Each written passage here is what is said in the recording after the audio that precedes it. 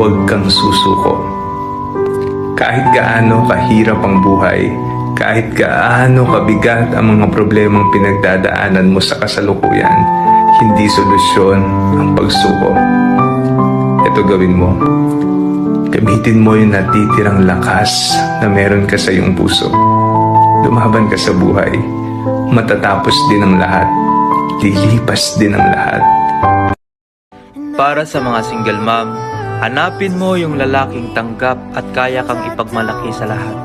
Yung lalaking kaya niyang mahalin, respetuhin, at kaya niyang gampanan bilang pangalawang ama sa mga anak mo.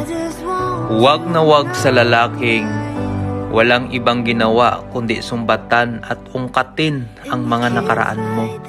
At huwag sa lalaking ikaw lang yung mahal at tanggap at wala na siyang pakialam sa mga anak mo. And last, be proud. Saludo ako sa inyo. Ingat. I love you.